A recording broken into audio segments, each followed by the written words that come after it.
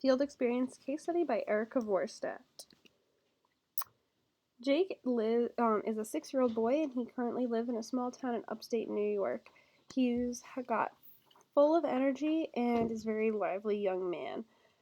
He currently attends a Montessori school with about 4 to 6-year-olds in a blended preschool kindergarten environment. So he's in that preschool kindergarten classroom, so it's a blend of age ranges. Jake's school is a 6-to-1 ratio, so for every 6 students there is one teacher. So he is in a class of 12 students with one teacher and one teacher's aide. He currently attends play therapy for anger and self-control issues. He very easily gets upset, and he has a hard time expressing his emotions when that happens. Occupational therapy. He currently also attends occupational therapy for poor fine motor skills, which we will talk about a little bit more in depth in a little bit.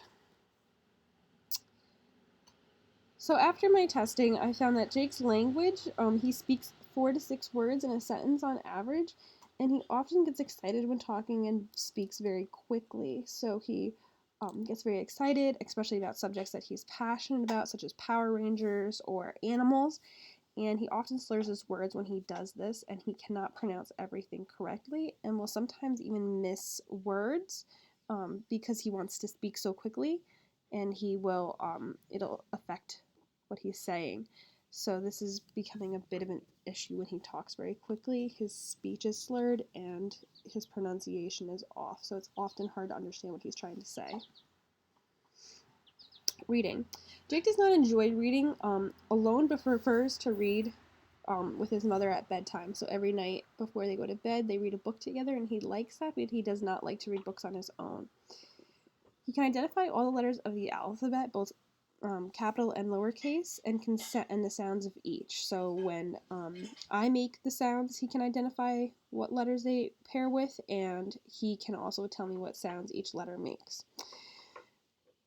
He can recognize and read most 3-letter words and some common 4-letter words, but not all that I tested him for. 2 out of 3 on the hearing and recording sounds in words task. So when I read a sentence, he had to write down what I said or as many letters that he heard and sounds that he heard, and he could really only get the first letter of each word.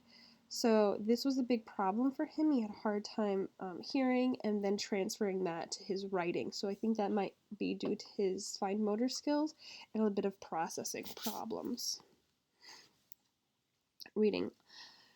Jake is reading books for first to second for grades 1 to 2 at this time. His school kind of pushes him to read at a little bit of a higher grade level, and so he's doing okay with this, especially since he is starting first grade next year. Jake does not have the passion to read some books, but and he needs to be forced to take the time to actually read each word. He kind of skims through and doesn't actually read, but maybe looks at the pictures and kind of just gets the gist of what the book is saying. Jake can easily read some Dr. Seuss books, but struggles with If You Give a Mouse a Cookie, which is a little bit higher of a grade level, but he did enjoy the story when we read it together. Writing. The alphabet, he mixed upper and lowercase letters and flipped the Z around when asked to write the alphabet. He has problems spacing words, cramped words in when he ran out of room, so instead of moving on to the next line, he cramps the words and the letters together.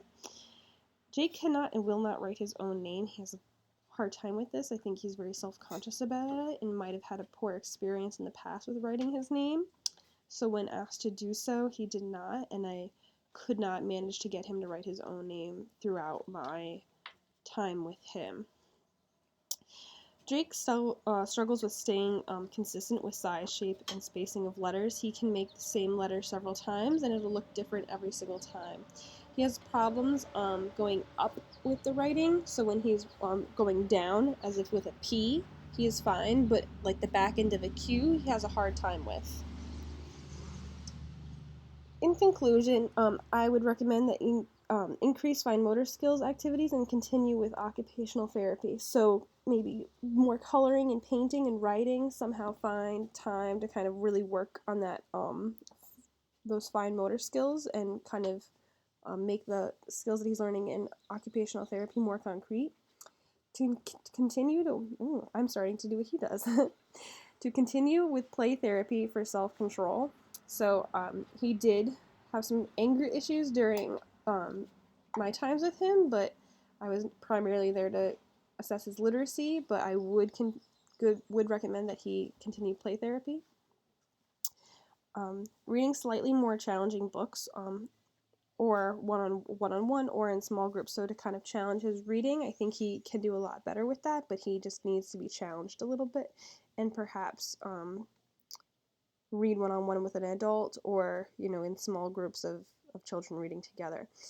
And continue to read books with parents at bedtime to promote vocabulary, and possibly use books on tape to promote vocabulary. So maybe hearing, speaking, and maybe books on tape can help him hear the way words are supposed to be pronounced and help him with his vocabulary and speaking language. That is it. Thank you for viewing.